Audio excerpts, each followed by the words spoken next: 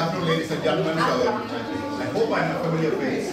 Yeah, my name is Srini Reddy. I'm a professor of marketing at Singapore Management University, and also head the initiative called the LVMH-SMU Luxury Brand Initiative. Okay. So, as part of our mission, essentially we bring several speakers in a year talking about luxury. So today I have the pleasure to have Amrita from Agility Research Company to essentially present something that we all, I think, are trying to understand. The affluent Asian millennials. Okay, so many of you are probably millennials yourself, yeah. So, but you can actually see what Amrita has found essentially applies to you as well. Okay, so I'll just give you a little bit of a background. She works for this, I think is a fascinating research company which specializes in affluent. They have databases and panels which essentially deal with very, very affluent customers in Asia. And I think she'll tell you a little bit more about some of the studies which will be released next year dealing with millionaires in this part of the world. And so this is a very unique sort of a niche here, which actually is becoming very popular. So that's what she does. And her associate is Ali. He's decided to stay at the back today. Yeah. They're doing some fascinating work. And I think one of the reasons I thought it will be interesting for us to have them here to discuss it is the issue of luxury and particularly the new segments, which essentially you have to grow and breed so that the next generation essentially will start buying in the same amounts as their parents and grandparents. So Amrita actually comes from a very reputed school. So I was just thinking in terms of, for Indians, this would be a school that most of us would aspire for. It's called St. Stephen's College in Delhi. And if you look at some of the literary giants from India, they all have come from there. And I think she chose not to write as much as probably do stuff, right, like research. Prior to Agility, she was working for another major research company called Harris Interactive, which used to be one of the leading market research firms, and in the consolidation of the research companies, they got absorbed. I don't know which company bought it, you know? Yeah, Nielsen, yeah. Nielsen is one of the giants in research. So anyway, so that's her experience, and I think she's happy to share their most recent findings, yeah, so in this presentation, and she'll probably allude to some of the other work that they're doing in this space. Okay, Amrita, welcome.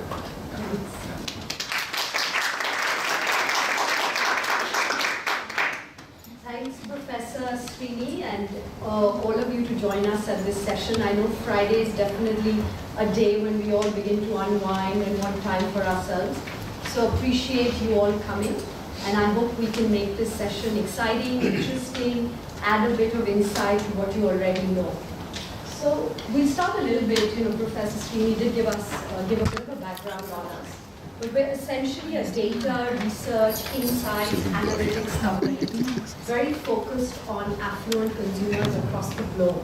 So while 60% of our work happens in Asia, we do have clients out of New York, out of London, out of Paris, where we do global work with a focus on affluent consumers. So essentially, again, a little bit of how clients will use us, customized studies. There's a brand looking to go to China. How do they do their digital strategy? We've just finished something for Benefit, which is one of your brands sanctioned out of San Francisco. But all the work happened actually in China to inform the digital strategy for millennials. So it could be, any brand that is looking to size a market, to go into a market, to establish leadership, to come in there. We also offer several other sort of services, which could be around just running very quick surveys among affluent people. So we work with end clients, and we work with people like BCG, with people like McKinsey, who come to us when it comes to really the database. And today what I'm presenting is part of our Affluent Insight series. So we do a lot of research for ourselves. It's important for us to know the affluent consumer. How are people getting more affluent in Thailand, in Vietnam? How are the American millionaires different from China? And this series is actually a part of that. And it's a millennial research that we did in June and July across 7 countries in Asia. And I'm going to present the results. I think what really differentiates us from research companies, from analytic companies, is the fact that we release a lot of data and partner with a lot of media houses, established people around the world to talk about our insights. So whether it's New York Times, we spoke in Versailles about the Chinese consumer recently, we spoke at the Millennial 2020, we're going to speak at the New York Times Travel and Luxury Conference in Singapore. If you all don't know about it, it's on December 2nd and 3rd. We're actually going to speak about millennials, millionaires. So a lot of our insights actually get published, and we like to release, thought leadership pieces which tell consumers a lot more than what they learn from their own studies. Again, a lot of our work has actually been picked up in China. So we opened the ILTM conference in July. So a lot of, China Daily, BBC released our Millionaire Report last year. And I think it's important to kind of marry the fact that we do customized work, but we also work on our, learning more about this consumer, whether it's from a retailer point of view. We do a lot of KOL work now in China. How do you really involve key opinion leaders, bloggers into your strategy? And we've seen that marketing has changed so much over time, and we've got to be on top of that. So some of the clients, just to tell you a little bit about the kind of work we do. I think we cut across all categories. So it could be private banking, very high net worth. It could be alcohol, cosmetics, travel, hospitality, diamonds. So we do a lot of work with De Beers. And we know from how diamonds are forever has actually been changed to real is rare for the millennials. Because a lot of research has found that millennials may not want something forever. They may not even think that marriage is forever. So they've actually changed the entire line to real is rare, which I think really sort of encapsulates how much authentic things work for the millennials, and we go into that difference. Okay, so here what I'm presenting today, like I said, is 7 countries. We speak to over 900 millennials. It's a part of a pulse survey that we do. What are millennials this year looking forward to? What are the brands that resonate with them? How is the Chinese millennial very different to the Singaporean? We go even deeper, and we've just finished a study on Generation Z in Singapore, where we've actually spoken to 18 to 21-year-olds and looked at how they differ, because even the millennials, is too large a group. So we try to cut them down and see how Generation Z different to the 30 and 35. But for this particular research, we're looking at the millennials as a whole, and we find that we call them the AAA generation, and this is something we coined 3 years ago for this generation, and it still applies in all the studies that we've done. So they're affluent, increasingly millennials are being born to money maybe, getting more affluent, they're very ambitious, so they're driven. I think a lot of you could be in that segment here. We want to prove ourselves, they want to do well, they want to start companies. In the recent survey we did in Singapore, they talked about entrepreneurship, technology, innovation. So they are very driven, and they're aspirational. And that's, I think, where a lot of your brands in the room come in. We'll see a flash of brands later. They aspire for the most premium of brands. There's a reason why they like it. It's authenticity, it's good quality to them, and that's the way they want to connect with them. Okay, so just follow the charts a little bit, but I think one thing that really defines what millennials want to do today, and I heard a lot of chatter inside the room as well, is actually travel. So travel is very much a part of the way the millennials want to enjoy their life, want to actually explore the world, want to do things that are being very different. And if you look at this, you'll see that traveling abroad for a vacation, and there's a lot more data on how much they travel, where they travel. Singaporeans travel off to Hong Kong, they go to Japan. The Indians are now making long haul trips to LA. The Chinese are, of course, going everywhere, Maldives, Thailand, Sydney. So we'll see that, but you'll see that China and India, but across the board, they're really looking to travel, and that's a big part of their DNA. The fact that they're actually going to travel more luxuriously, again, you will see that pretty high percentages on, the fact that they're going to upgrade their travel. They're going to stay in better hotels, they're going to spend more money. And I'll spend likely more on luxury items. So this is done in June and July, and you will see that there are some nationalities that lead that. Obviously, Hong Kong had some issues. We've seen the counts down this year, but generally speaking, there are people who want to spend more on luxury. However, the top 3 things that this group actually spent on, and we do a share of wallet where we look at how much are they spending on travel, how much are they spending on fashion, how much are they spending on alcohol, cosmetics, jewelry. So we actually cut the whole data into different bits, and therefore we see what is the interest in how do these people perform. And we see that this year, this is really 30% of their income almost is going on travel experiences, hotel accommodation, airline tickets, and it's a major part of what they like to do and they're happy to spend on. Where have they been going? So we asked them, what are some of the spots that you're traveling off to? This is actually aggregate data from all the 7 countries, and we come to where each of them have been going. Hong Kong, Singapore, Tokyo, these are some of the places. We know that Tokyo has just had an influx of Asian tourists. It's, because of the depreciation in currency, everybody's gone there. Hermes has seen huge returns. Just Tokyo has been happening, and for the Chinese, Korea and Japan are just 2 of their favorite places now to go. Even Hong Kong has over time lost out. These are the 2 places. They go on weekends, they replenish their wardrobes, they do their shopping there, and they're doing a lot more than shopping now. That's what we're going to see. This is sort of the more interesting question, which is where are you really looking to go? Where are you looking forward to go?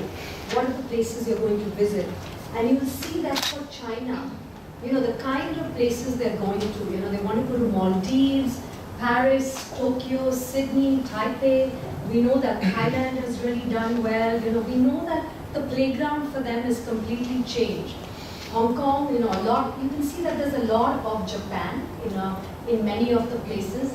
The Singaporeans, their first spot, they want to go to Bali, they want to go to Taipei, they want to go to Seoul. In fact, for Singapore, they actually were the biggest leisure travelers in the region. So they're traveling more than 3 times a year. Long weekends, they're going out shopping. We'll come to some of that. But you can see the range of travel. The millennials want to travel. That's where they want to experience different things in their lives. So what do they do in their travel? And we've seen this change over time. For the Chinese, earlier there was a lot of shopping. This year we hear a lot about nature walks. We hear about beaches. We hear about customized tours being set up for them. And if you look at this, local food and cuisine actually again runs through what the millennials love to do. So when they travel, they're looking to really immerse in the local culture. They want to eat, the local food, and that's one thing that they want to do, which is really absorb themselves in the place that they're going to. They like going to fun theme parks. Theme parks, we know that Disney has opened such a big theme park, and it's right next to value retail, which has 105 outlets now in China. So you have, besides I think the top 6 luxury brands, all the brands are now available for them next to Disney in value retail. We're actually doing some work with value retail. And you know that theme parks, fun parks is big. I talked about nature tours and safaris. They want to do more than shop. So we know that the Chinese actually book their shopping much more in advance because they want to spend some time traveling. So they actually have their list down. Some of the benefit work that we just did said how they don't want to spend more than 6 minutes at the benefit store. They know what they want to buy, they've seen it on the website, they've done all their research. Whatever you want to do at the store, the person who's in charge, the manager, the store person is not able to change their mind that much. And the reason why they've done that is because all their research has happened at home. They've identified brands, they've identified the product, they know it on their phone, they go to Paris, we know in Galeries Lafayette, I've seen it myself, they know which product they're going to buy, it's quick, it's easy, and they want to spend a little bit more time, we find, in doing other things. Hot springs in Japan has been really popular amongst the millennials, People, I think the core reason being, like I said, they want to create their authentic experiences. They want to not go down that beaten track. They want to be different. They want to, and we'll come to a bit more on that as we go along. So if you see this slide, it really tells you about the fact that they want to go to destinations that they have not visited before. Now, one of the issues Singapore has, and all of us have, is the fact that how do you keep them coming back? So they come, they do the MBS, they do Sentosa, they do Orchard Road, maybe a 5-day trip, but what do you do to bring them coming back? Because they are definitely wanting to go to destinations and explore things that they have not done before. They want to experience new activities. They even want to shop brands or products that are not available in their own country. So whether it's true or not, they believe that if they go, from Singapore, and I do that as well, I go to, Europe, and I feel, okay, this product is not going to be available, it's going to be cheaper. I don't know if that's true. But the same thing with the Chinese. We don't know if it's true, but the millennials want to shop, things that they feel are not available in their country. So do you need to have a very exclusive, category for just the Chinese, which is not available anymore in Singapore? I don't know, but Changi Airport is trying to do that. So we work with them, and they have a concierge which only works with Chinese customers when they come in, who they can book with, and they show them, limited editions now of brands that are available. Another thing I think which is not only about travel, it runs across this, this group, is that they like customized things. So we had a generation that was older. They didn't speak English very well. They wanted to go on package tours. We used to see the Japanese guide, the Chinese guide, the Indian guide, everybody going along. But hey, this generation has studied abroad. They speak English much more. They're confident, and they want to create their own stories.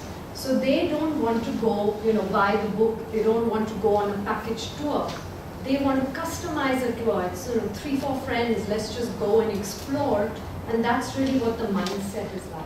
So we know that this slide again talks about, are you going to be able to provide them with that customized experience, which is around them? Are they going to come to the store and be able to explore things that are not available in their own country? Are they going to try food that is not available, wine that is not available? So really that newness, that sense of adventure, the sense of looking for something different is important. Okay, now how do they choose their destination? And this is again very interesting. Cost comes right at the bottom of this group. So it's not like, hey, I'm just going to go off to Thailand because I saw a promotion going on. It's $400 or whatever for a ticket. Yes, cost does make a difference. Even when we look at pricing of luxury goods, yes, they're very conscious of price. They like to research it. But again, it's a bit different. They want to, with what's happened in the world over the last year, safety is of extreme importance to them. How safe is a destination? Now, Singapore wins on that. There is safety. We know that Paris actually lost on that last year. So a lot of their travel, the way they define themselves, so they look at safety, but very quickly comes the whole cultural offering that we've talked about. They want something that is different. They want to immerse in the culture. A big piece of research that we again did for Changi talked about how the Incheon airport really makes travelers and visitors feel that they have got the culture as soon as they get there. How does Changi do that? Do we need to localize some of the food? Do we need to it's brilliant in the ease of getting to a destination. I think there's no airport better than Changi as far as I'm concerned. Walking from anywhere in the world, 3 minutes to get out, logistics efficient. But how do we, respond to the other bits, which is they want to feel a place where they walk in. The airport is probably the best place where they kind of get the first feeling. And you'll see that ease, cultural offerings, safety, all on the top of their mind when they're deciding where to go. And again, how many trips are they taking? I said that Singaporeans were actually the ones taking the most leisure trips. They were taking more than, the millennials have been traveling. I was with the head of Zuji recently, and they said that they're off on a long weekend. They get a lot of ticket bookings right before a long weekend is going to come, last minute, hey, let's just travel. they travel on business, but we saw the Chinese and the Indians much higher in terms of business travel. So they're obviously traveling, different ways of travel. And then leisure, a great concept. You're going on business, why don't you add 1 or 2 days, on leisure? So you combine a business trip, add a little bit of the hotel stay, and these youngsters, they want to take advantage of that. So we've seen, and started coining this word and looking for people who blend the two when they plan their trips.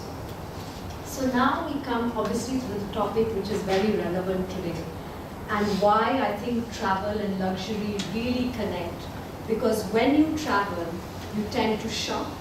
When you travel, you feel that brands that are not available, products that are not available, and you just have the time and money, and you will see I mainly buy luxury brands when traveling. Is, by the way, very high for China and India, but also very high for Singaporeans. Even they shop more when they travel. So, different ways, but we can see how key this is. I prefer travel destinations where I can buy luxury products. So even the millennials are actually thinking of this aspect of things. Why not shop when I go? I'm looking to buy that bag, I'm looking to buy that watch. Why don't I shop it when I'm at this holiday? So they, some of them prefer to actually plan that way. And obviously because we service clients like DFS, and we do a whole lot of work for them about the airport, but as some of you would know, they've launched the biggest, beautiful shopping destination in Venice. And we've just done all the work on how we can get Asians across to Venice and be part of their itinerary. And would they like to shop at the airport? Would they like to shop at the destination? A lot of people claim that they would shop more at the destination, but we know that airport shopping is very convenient. Sometimes you don't have the time, sometimes you just want to pick up a gift, sometimes you haven't had, enough exploration time, and you will still buy at the airport. But that's a bit lesser for this group.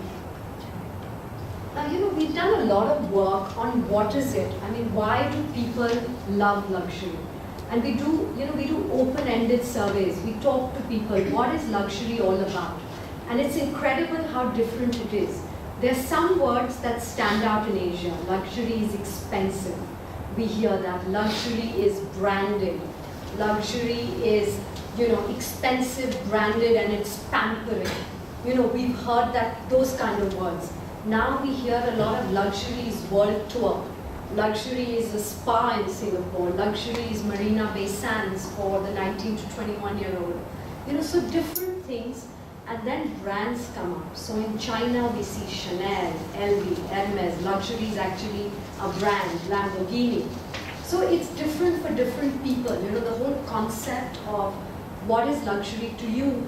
And I think each of you in the room, I mean, if I asked you maybe what is luxury to you, we'll just do a quick, what comes to mind when you think of luxury? Always time, precious moments, quality time with relatives, friends. That's what I mean. So, it's quality time with friends. For you, luxury is time, and maybe for you it's different. Exactly.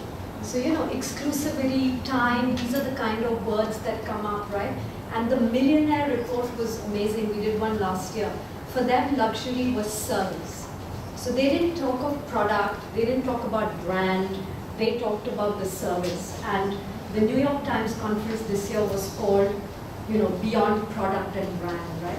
Because luxury has gone beyond product, beyond brand, and it's moving into, customized service, feeling different, all the words that you talked about, time, exclusivity. And what do the millennials think? They actually talk about the higher quality. So they believe that luxury means good quality. A lot of the times we, hear words craftsmanship, heritage, brand is 200 years old, how beautifully it's crafted. Again, I was with the lady who runs Patek Philippe, and they take their exclusive clients to Switzerland and they have dinner with the founder. So they actually go to dinner with the owner of Patek Philippe in his chateau, and they enjoy that, and that's probably the biggest, finest experience, and they buy 5 more watches. So they're actually collectors who go every year and only buy more watches, not because they don't own Patek Philippe, but that experience of having dinner with the owner, his wife around, you're at their chateau, you start enjoying that, right? So millionaires move towards that customized service. But here you can see, like you said, exclusive, unique, quality, all these words come up. So they believe that it is this reason why they buy. It's also, I think, a rational way of saying it, right? I don't buy my YSL bag because it's high quality. For me, it resonates with me. So I believe it's high quality, but that's a given. It's YSL, it has to be high quality. But that's kind of the rational reason that these people give when they buy it. And this has seen actually, this ranking of the fact that I buy it because it elevates my status. Now, 3 years ago in China, yes, a monogram elevated your status. It still does. I think carrying the right bag, in many countries, India and China specifically, came up very high, the fact that it elevates my status. But we have seen that thing change. I mean, people don't wear logos anymore.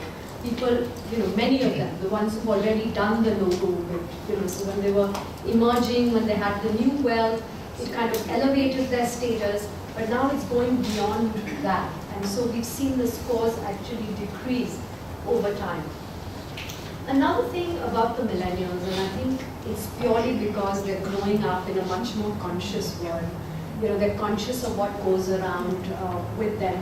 They're a little bit worried about things like what's happening to the air, the pollution. They're just a bit more aware about things that, well, if you look at this survey, 65% of them said that I hope my travel does not negatively affect the environment.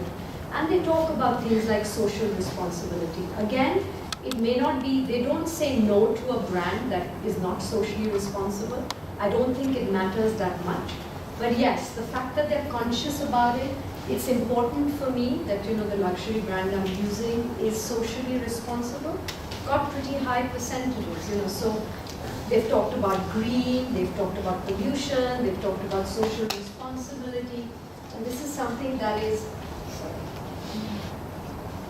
okay, now the big thing of digital, I mean, in the actual report, we literally have 60 pages just around, where are people researching, where are people, picking up information, what are the sources of information, where are they shopping.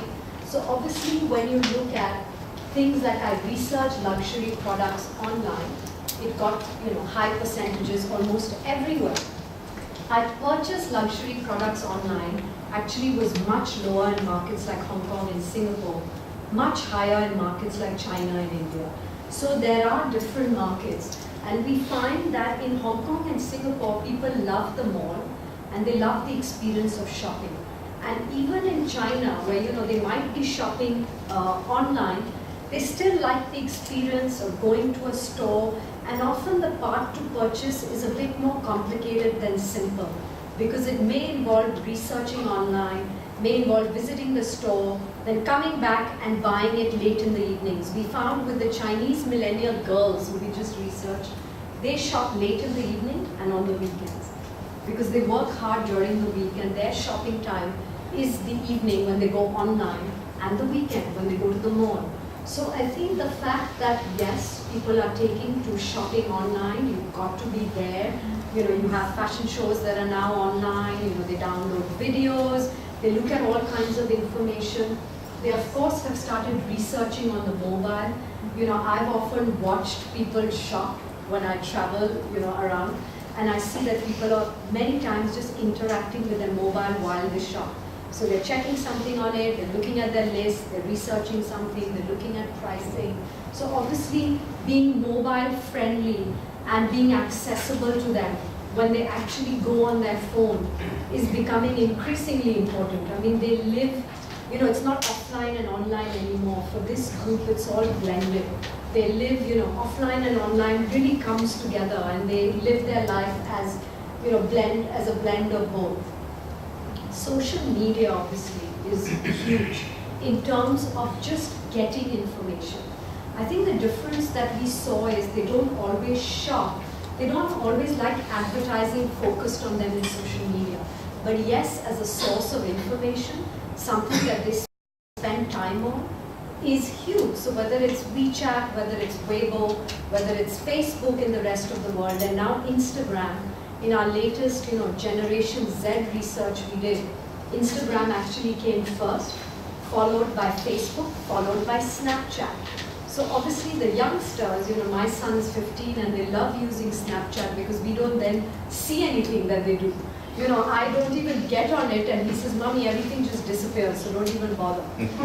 So the nicest thing about the youngsters, they don't want everything to last forever. Diamonds are forever did well for us, doesn't do that well for them anymore. A big company has had to change their entire sort of, their tagline because this person has to be dealt in a different way. And even social media has moved to Snapchat, where basically you log in and everything disappears after a while. So no one has history or what you did yesterday, or which Facebook and Instagram, has more chances of that.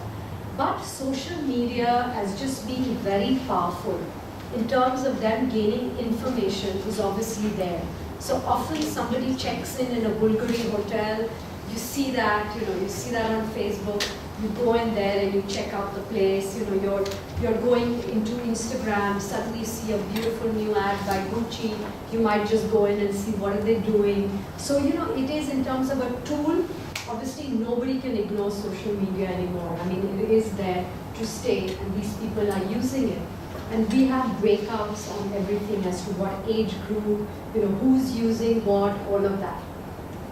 I thought this would be important because I'm sure a lot of you in the room, you look after jewelry, you look after cosmetics, you look after alcohol, hospitality is so close. So we ask them in terms of awareness. So this question is not about shopping, it's just about what are some of the sources of information that you pick up information about these categories. So you look at, social media just runs across jewelry, watches, skincare, makeup, alcohol, designer clothing and accessories. It's obviously a big place where they source their information. The other big thing is recommendations from friend and family. So word of mouth. And one thing we've seen with the millennials is they really value what their friends and their family do. They're interested in that. In China, no more celebrity advertising and just saying your great works. In fact, we've seen for cosmetics and makeup, they actually want to go into websites where people who do makeup designers, people like that talk about products. So MAC does this, huge partnership with all the makeup people in China to talk about how their makeup is nice, how does it look, different things to different people.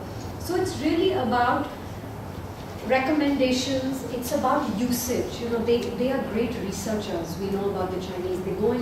They don't just believe what a hotel says. They go into websites that people have written their own experiences. I went to Four Seasons, wasn't that great as I thought. The person didn't come up as quick as I should. So they would rather get on social media more relevant information from their peer group. They would rather hear authentic stories and experiences. I walked into the Gucci showroom, but nobody paid attention to me. So they pick up those little bits, and that's what's important. So we can't still kind of negate the importance of different media, which do different things. I mean, I know that a lot of women in the 40s, we just did some Tiffany research where we spoke to very high net worth women in Singapore. They don't like things given to them digitally. They hate EDMs. They don't want Chanel and Xenia and everybody to invite them on an email. They actually look at Tatler, when they look at, the icon, the peak. They want to be invited to an exclusive party. They don't want anything targeted to them. So obviously there's different media for different people, but there are things that run across this core group, which is what we highlighted here. Now the other thing that comes up is, a brand may be good, but does it resonate with me? Is this brand for me? And we find that in luxury, it's even more so. So I may love what Hermes does, but I may never wear it because I resonate or YSL works for me, for instance. So, I like what Coach is doing suddenly. So it's a lot with how is the brand talking to me, and that's important. And here we just flash through some of the brands that came up. And again, for different countries, it's different.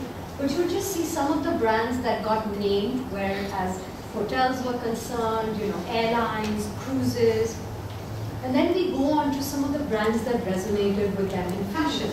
Now this is again across 7 countries, right?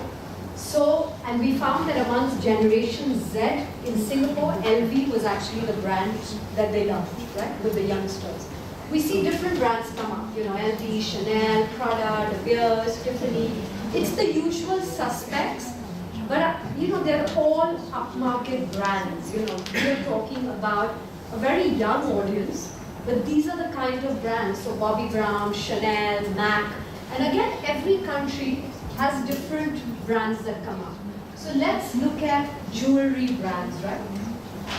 And there's a certain theme that runs through them. Tiffany, Cartier, Chanel. We've been sitting on some very affluent women group discussions that have been happening at our office. I sat in on some of them as well. They all talk about, the Tiffany blue box. They talk about what Chanel is doing. They talk about Cartier, the love, the red box. So there's a lot of images that go with certain brands. If you look here, these are the top 3 that come across to these millennials for jewelry. We come to fashion. Again, it's a range. Like I said, this is not a brand ranking study. We have other studies that only rank brands. This particular study is just about fashion brands that came up that they resonate with, right?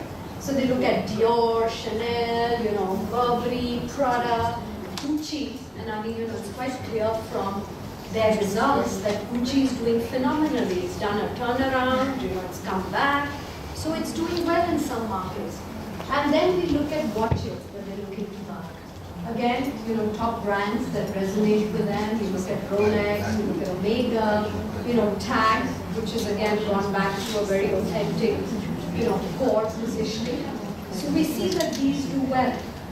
Again, I'm just flashing, brands that come up, right? We do a lot of work within alcohol. We work with Diageo, we work with Remy Martin, we work with several people. And you'll see that here, you again see Remy Martin, Martell, Hennessy does well in a lot of markets. So regional total Hennessy is coming on the top. We're doing a lot of work with Diageo now because obviously their blended whiskies are being threatened. People are looking to get into more purer whiskies, Japanese whiskies, all kinds of things. The high net worth are exploring, they're going beyond the normal brands, and every brand has to research. I think that's where insights come in, forecast what's going on, where are these people moving to, what is the new brand they're buying. And we're just going to embark on our millionaire and high net worth research. And one of the key questions is going to be, what are some of the new brands that have just become very important on your wish list? What is a brand that you've seen abroad which is not available in Asia that is big on your wish list, right? So we look at alcohol, again, a number of names that come up. Skincare. It's huge spends on skincare. The amount of money that Asians are spending on their cosmetics and skincare is obviously a really big market. And we look here that it's divided, the Chanel, Estee Lauder. We know that the Chinese particularly also like Korean and Japanese brands. They love Laneige, they like SK2. So different brands in different markets. But I think the really key thing being that these people like luxury. They like to spend, they have money to spend. How they resonate with a brand, how that brand provides them with a customized service, how do we connect with them is really what matters. And then this is makeup. Again, MAC, not surprisingly, doing well in quite a lot of markets. They win on a regional total. Chanel and Lancome. These are some of the brands that came up. Then we look at hotels. We have a lot of hospitality clients and they're really doing well because people are traveling. There's travel places are booked. We're talking about millennials. They love the banyan tree. They love the Grand Hyatt. In the Singapore research, Marina Bay Sands obviously does very well, but different hotels for different people. So, at this point, what are some of the, and again, like I said, we have a regional report. Koreans do not behave like the Singaporeans do. Different brands come up, different markets. So we have all that research. But some of the key insights I want, we'll talk about, and then I'd like to obviously open it up, to a discussion. Do you agree with this? Is this something that you see with the millennials that you're working with or part of your research? But one thing we know is that I think the key thing is that they're very thirsty for new experiences. They're really the new explorers. They want to go to localized places. They want to eat the local food. They want to really immerse in experiences that they haven't been going to before. They want to travel more luxuriously. They're not against spending. They work hard and they play hard. So, they're ambitious, they're aspirational, they're affluent, and we've got to, every brand has got to do their research on them and follow them or be there where they're going. So if they're off to the Maldives, that's really the new spot. What are you doing maybe on a flight to Maldives and you're being seen in what's going on there? So it's just being ahead of the curve. They're digital, obviously. They've all grown up in a digital world.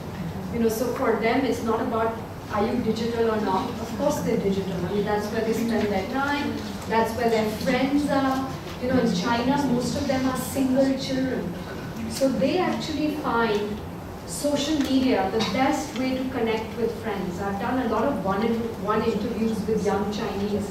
And often what comes out is that, hey, I'm a lonely child. I grew up alone with my grandparents and my parents.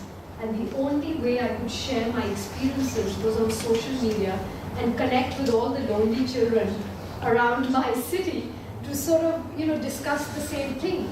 So it's obviously very, very important from where they come from, that the digital world is where they've grown up. And I think the good news is that travel and shopping go hand in hand. So, the fact that they travel doesn't mean that all the money is coming away from, luxury products. There will be a bit of, them spending quite a lot on hotels on their travel, but they do shop when they travel. So, sometimes it's planned shopping, sometimes it's unplanned, but the fact that they will shop when they travel is quite key. So we have, a snapshot of Generation AAA, as we call them, and you're happy to reach out. You've got information. August is here, we can provide you with that information. We release a lot of that report. And then we just completed what we call an affordable luxury piece of research, which actually covers cosmetics, travel, and really the stellar one that we do every year and which is very different to anything that anyone else does, is our Millionaire Luxury Report. So we go into that 2 weeks from now, where we speak to 300 affluent consumers in every big market, so Singapore, Japan, Hong Kong, China, and we do it in the US to just compare results. What does Tiffany mean there? What does Tiffany mean here to millionaires? And a big part of that is actually speaking to 100 millionaires, people that we brought in to what we call our Luxtalk community. So we actually own a digital community called Luxtalk that has been built up over the last 10 years, where we have invited people to come into our community and share their insights with us.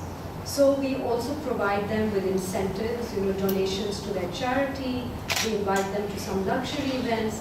But the idea is 3 to 4 times a year, they actually tell us about, as a millionaire group, what's the new thing they're doing, what's the new brand they love, what's the new place they're going to, what's the best way to reach out to them. And we're going to actually launch it at the New York Times conference early December, and that's where we're going to speak through the results. So this will really give us, information on what's coming for 2017.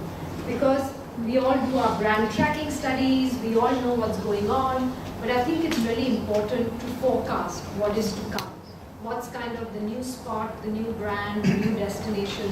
And you'll be surprised that 80% of our millionaire group in Hong Kong and China is below 40 years of age last year.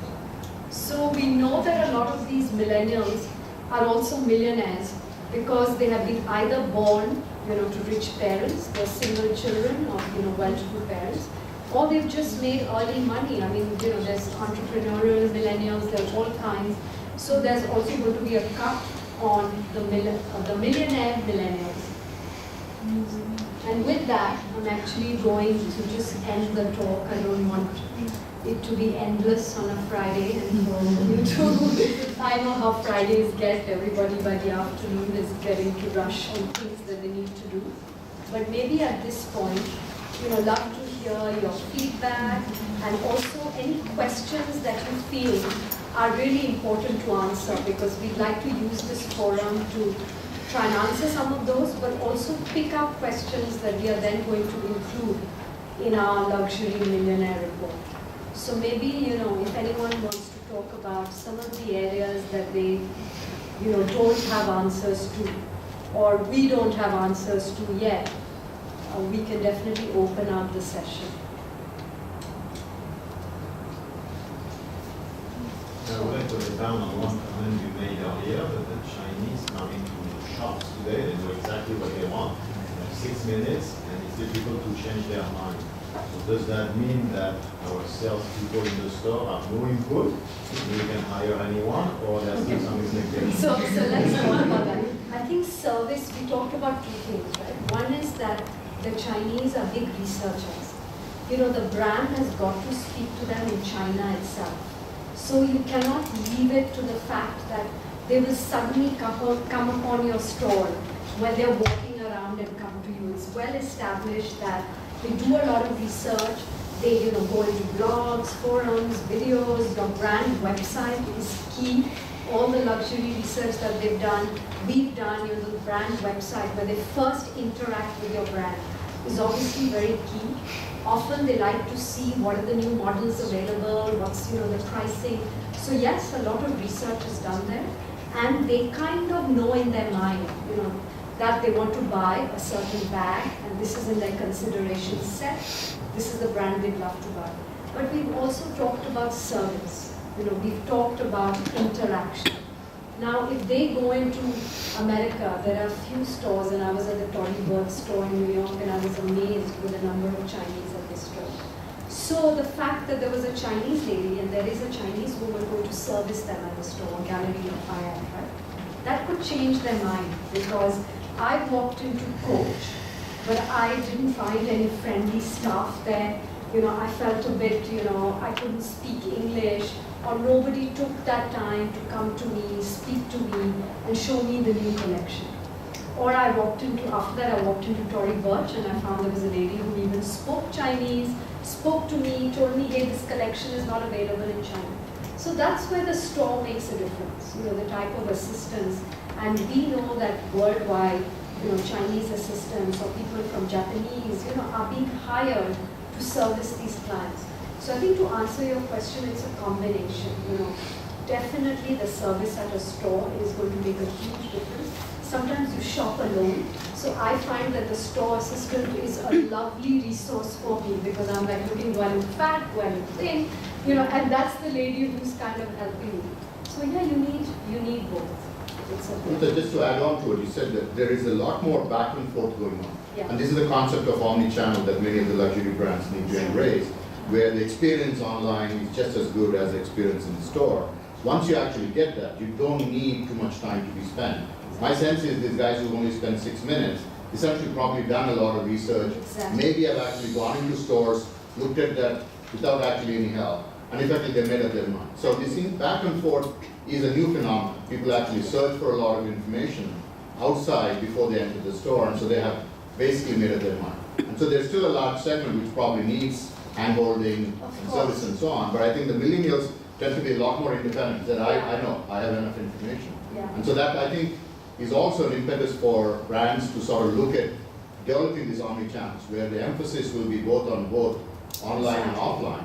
And the offline essentially is a supplementary sort of provider of service. Yeah, for example, Lane Crawford in China, you know, they've done it beautifully, right? Lane Crawford, in the beginning, people said, why have they invested so much money in China? They have 600 brands under one roof, you know, a lot of designers.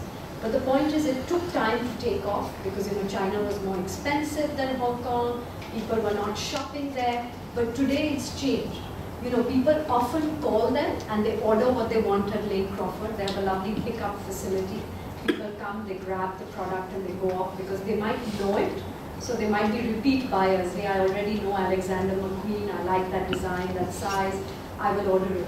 But over time, it's developed into a big business in China for Lane Crawford because they have been ahead of their time. And they have a concierge, they have people who walk in and take you around. So you go in there and say, hey, I don't know what this store is about. I'm looking for a pair of shoes. I actually did a mystery shop in Shanghai for for a client for Lane Crawford, where I walked around and I said, I just want a pair of shoes. And the way the lady took me to every store, every brand within the store, this is what matches, what you're going to wear it with, and then helped me literally to pick up a pair of shoes, which I may not have otherwise bought. Because I may have walked into a store and got totally overwhelmed, been a bit, okay, what do I buy? So I think that's where, thinking ahead of the curve, assisting them, but making it very easy. So, hey, can I just order online? But let me also go to pick it up and then quickly take around. So for Lane Crawford in China, for their first year members, they actually do drinks. You can take 6 women out before you go out on a drink, and they do your makeup for you. So you can just call them and say, you know what, I've got a party, I'm coming with 6 friends. They have specialized rooms where you go and the makeup woman just puts some makeup on you, helps you for the evening, and you go out. But that's the way they keep coming back, because they provide them a reason to walk into the store, they give them a value add, and it becomes something that you will come back to. There's a glass of wine, there's something happening, there's a cocktail in the store. So I think, again, it's about changing that experience and not making it a normal departmental store, where you walk in and you're like looking for things. So I think that whole game has changed in terms of making things different, but not, getting away from your core sort of offerings, still of quality, which they like, still of craftsmanship, heritage, but, including the service bit of it into the offering. Amrita, what's your view on, you work a lot in airports, and you know Shanghai is sustained very well. What's your view of travel retail in the future? Because the model historically, price was the prime motivation, or convenience. Yeah. What do you think will happen in the future? See, I think with travel retail, people say, these are clients like DFS and stuff, they don't really make money on it that much, right? Because they say it's, and I don't know if that's the real story, that's what you hear. And I may be completely off the mark, but it's obviously more, the pricing is more controlled. So, people do mentally think that it's more affordable.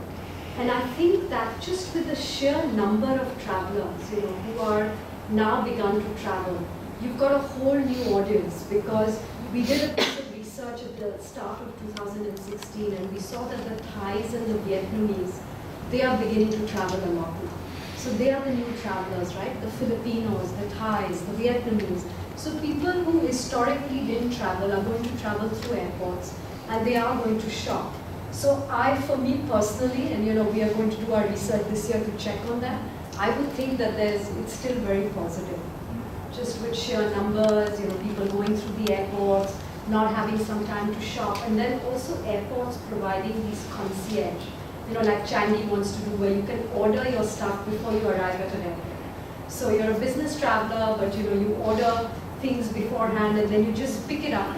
So it makes it really convenient. So I think it's going to need a bit of, tweaking so that it becomes much more. But personally, yeah, I would forecast growth just with the sheer number of travelers. Would you have like a research on travel retail versus a local market, local market store? Because I think the model is a bit different, and I think based on the work, I realized that for example the store design it must be different in the travel retail environment versus the local market. So do you have Definitely. So most of our research about that is a bit customized. So we have clients, whether it's Pernod Ricard or Diageo, where we've done work. For instance, I can just tell you broadly that in alcohol, there are some beautiful looking bottles at an airport, and often people buy that. They may not buy it regularly, but when you're walking through an airport, if it's a beautiful looking bottle, it looks different at a duty free, you pick it up and you put it in your bar. So it may not be something that you're drinking every day, but because you're walking around the airport, you see something which limited edition, looks really good, you pick it up and you buy it, and maybe you wouldn't buy that in shop. So yes, there are difference in changes, but a lot of that work for us is more customized in terms of with DFS, particular nationalities, how do they shop. What brand do you look after? Touching on that note, just now we had a component whereby there was a shopping for luxury goods while traveling. Yeah. So is there a nationality breakdown that we can look at? We have that. Yeah, we can definitely share that like with you. perhaps maybe the PRC prefers to buy domestic versus travel retail, or is it So for Chinese and Indians, they actually shop a lot when they travel. And even Singaporeans tend to shop more when they travel. Not so much Hong Kongers, not so much Malaysians. I know you're from Malaysia, so that would be relevant. But we have those data cuts. But as compared to airport environment and in town, that's Yeah. not like a So you saw that figure, right, where we said, do you like to shop at the destination or do you like to shop at the airport? The aggregate score was 44%. Now, they prefer shopping at the destination, right? So that is the aggregate, but we have it by country. by national. Yeah, we have it by national. And we can get that information from. Yes, you can purchase that information. There's that much that we can release, but our millennial report, because we just like it to really be bought and used, it's very affordable, for deep cuts. But then, little bits of information, I will share my card, or you may want to share some details, you can definitely ask us for. Okay. Okay. So Yeah, I just, think- yeah. Are there any questions? Yeah. So I just was going to prompt some more. Yeah. There's one of the things I'm going to turn it around, and I think what Amrita was talking about is in general, the millennials in terms of what brands they prefer across the various nations. So I'm trying to, if you place yourself in the shoes of a brand that you represent, what do you see? I mean, do you see what percentage of your customers coming through your stores are millennial? Yeah. I mean, I'm sure there's CRM sort of activities in many of the brands.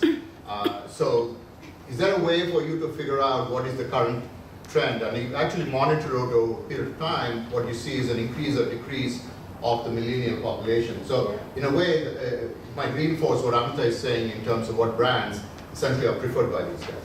I know it's only limited because you only look at your brand versus don't know what they're doing with the other stores. But at least as a collection, yeah, so you can actually start putting the data together. At least you start seeing what is going on with the millennials, with your brand. Okay. So, and I think it might reinforce what Amrita has found.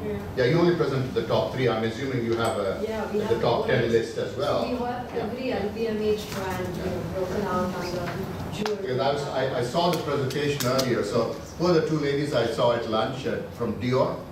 So I told them, I think, so you'll find this interesting because Dior appears in many of the countries as one of the top 3, but that's not going to be the only ones. I think if you go down the list of top 10, you'll probably find a lot of LV brands, LVMH brands, essentially being cited there. Yeah, one. Okay, I know. Anita, one question I think is my good. When you see lots of these brands in the top categories, do you actually sort of go further and actually see what the perceptual maps are there in terms of is Chanel competing more with Dior than some other brands? You see what I'm saying? So I don't know if you've gone that far. We do. So Yeah. we always. So will this report have that information or? Some of it in Yeah. terms of, we do a lot of intention to purchase. Yeah. So it's not just about what you have. So we have ownership on all your brands. But it's also about, do you really want to be wearing this brand next year? Do you intend to buy? And then of course we do our own brand maps which talk about which sets compete with one another. And then of course when it's a customized study, when we have a whole competitive set and we look at SWOT analysis and we look at who's doing what.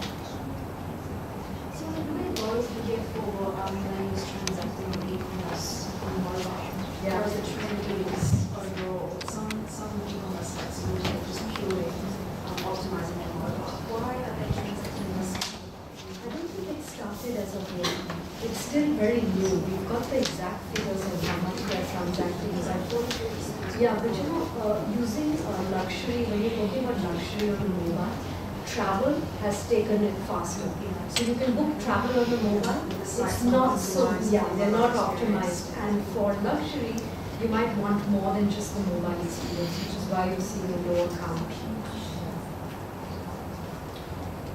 Okay, very good, excellent, thank you so much.